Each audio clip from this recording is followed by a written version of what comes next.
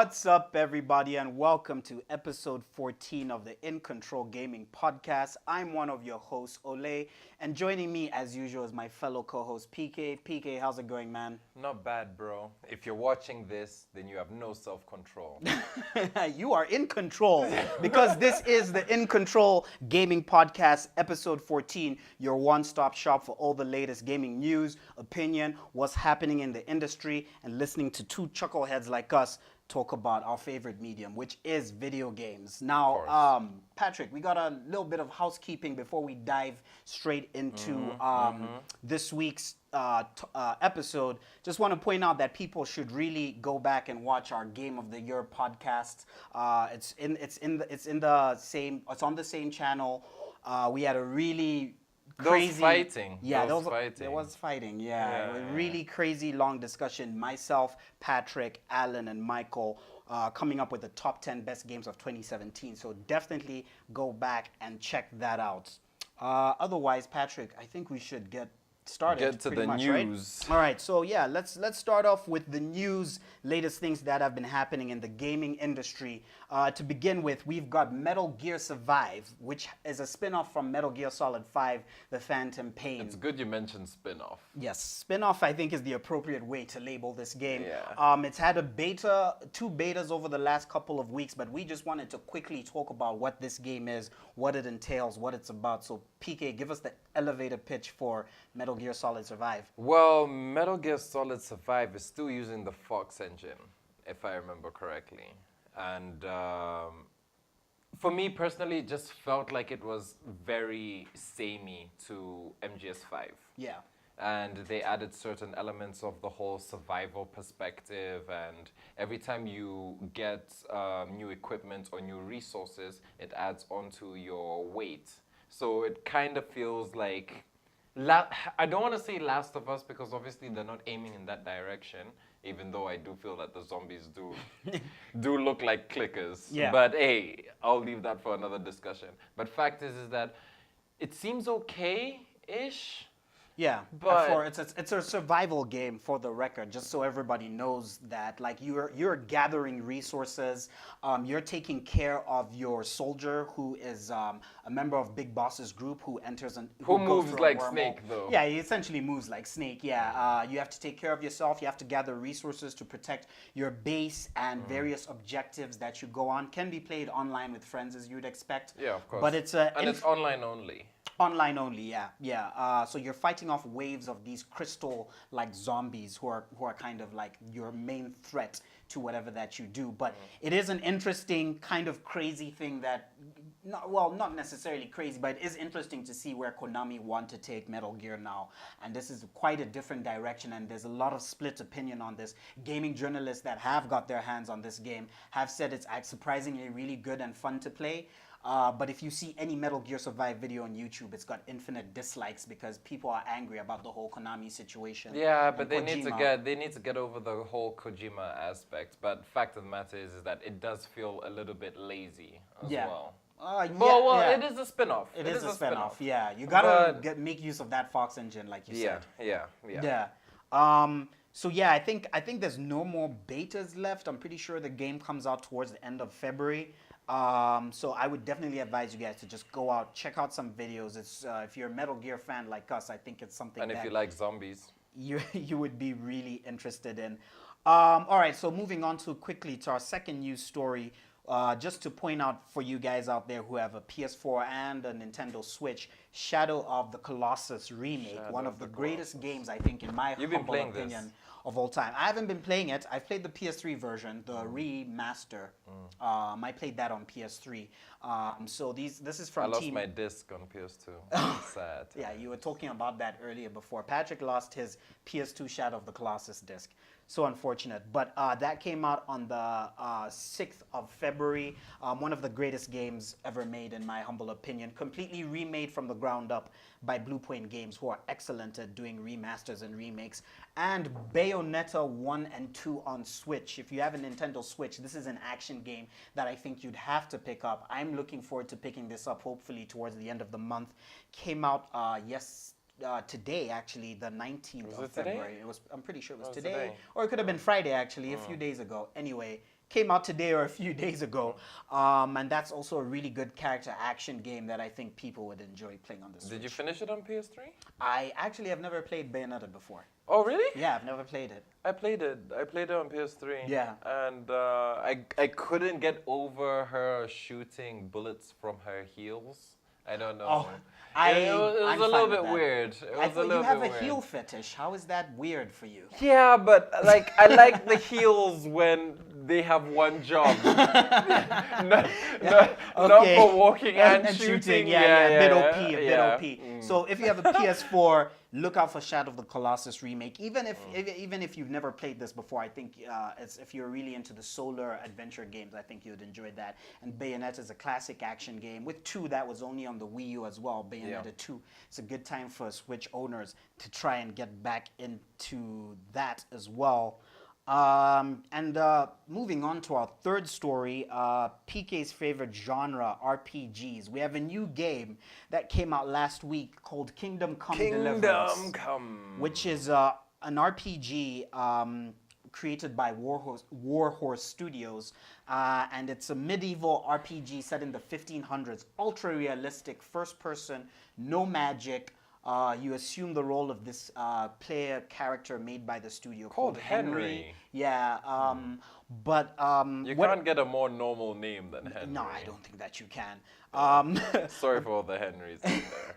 But this is a really realistic medieval take on RPG. You're still making decisions. You're still gathering random items to put into your And the combat inventory. looks really difficult. The combat the combat looks kind of like For Honor, if you ask me, like because you do actually use your sword to kind of like pick a direction. Like, you know, there's about 8 directions on a wheel, and you have to choose which parts of the body you want to attack and that sort of thing. Do you feel that it's always going to be really difficult to make a world that big without magic? Or dragons? Like, let's say Skyrim, because obviously Skyrim is the benchmark of what a huge RPG medieval genre should be like. Is it going to be always really difficult? Or do you think they'll pull it? I mean, they sold 500,000 copies, to be fair. Yeah, that's the thing. But then we all know what the video game industry looks like. It may look like it's on the up, and then it may die down really, really quickly. It's also holding firm on Twitch as well. Like, a lot of people seem to be like really engaged with watching it because it's got a really, really good story that's well grounded. And Henry's a character who keeps falling upwards. Like, good things keep happening to him, so he keeps gaining more and more prominence within this kingdom. But yeah, I definitely think that there's a world in which you can create this sort of game with no magic, no dragons, no elves, no leprechauns, no whatever, because people do want that adult aspect fantasy role playing without the magic and the consequences of your decisions. And it having that grounded Blood and feel. shields, that's all they want. Exactly, blood and shields, that's it. Kind of like Vikings as a TV show, you know. People want that realistic, gritty take. So like you did mention, it has already sold 500,000 copies in the space of a week, which is insane for a brand new studio. It's huge. But all you RPG nerds out there like us, and we know there's a lot of you who watch this who are super into RPGs, should definitely give Kingdom Come Deliverance a look. Moving on to our penultimate story, we have GTA 5, the evergreen game that never seems to want to die, sold 15 million units in 2017 across PS4, Xbox One, and PC. More than Star Wars. Which is insane. I mean, Star Wars Battlefront 2 did about 6 million copies. And it has now surpassed 90 million sales in total since it first came out in 2013. I mean, Patrick, quick word, you're about to start playing this about how GTA 5 is the train that will not stop, basically. Look, let me even put it this way. I played GTA 5 on PS3 and I've played a little bit of it on PS4.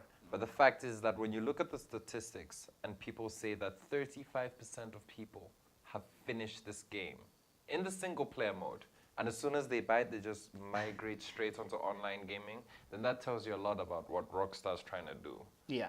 And it kind of gives you a vision of what they're trying to do with Red Dead Redemption. Exactly. As well. Yeah, I was gonna bring that up as well. Yeah, Yeah. you can tell it's interesting how they're gonna monetize Red Dead, because GTA 5 is world lends towards microtransactions in terms of buying cars, buying weapons, buying different kinds of gear, buying apartments. How much money can you spend on GTA 5 though? Because Oh, I haven't man. played. I haven't played GTA 5 You can online. spend up to like 50 pounds on or $50 on shark cards, which will give you like 10, 15, 20 million dollars worth of in-game currency. And you can keep buying those shark cards over and over again. That's where they're making their money. You know, this unlimited, so, you know. Well, it tells you the position that Rockstar are in. Oh yeah, we're gonna make a game for 8 years, and then we're gonna make more money for longer than we spent making the game. Yeah, exactly. So GTA 5 doesn't want to die in any case. It's every time people buy a new system. Congratulations, they buy GTA 5. Rockstar. And our final news story, which is to do with mine and your favorite subject, microtransactions.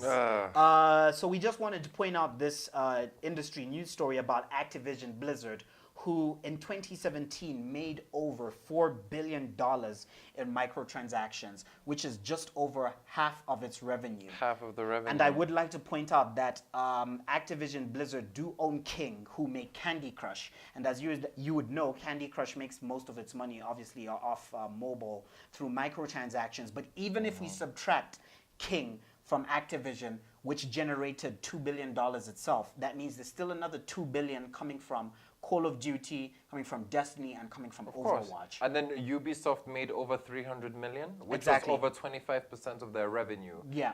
That tells you that literally that company is dependent on microtransactions, and people are still spending. Yeah. I think that's the thing now. Like every big publisher right now, we're talking your Take-Twos, your Activision Blizzards, your EAs, your Ubisoft. Like microtransactions are not going anywhere. And They are this is here to after stay. that whole internet overhaul of how everybody went crazy. Over Star Wars Battlefront 2. Look, man, you're still spending. The people are spending, but I think the thing is there's nothing wrong with spending provided that you're given the right framework and context to spend more money in a game because you're being given value. Star Wars Battlefront 2 was nowhere near close to providing value because we had But to people grind. still spent though.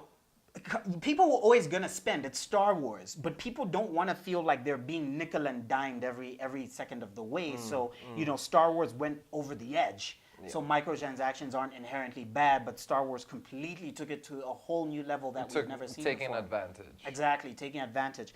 But just wanted to bring that news story up because it's insane that the amount of money. It's fascinating that how these guys are making, actually yeah. depending on it. And Ubisoft said that they want to pump in more microtransactions. Exactly. Well, I'm assuming that they want to do it properly.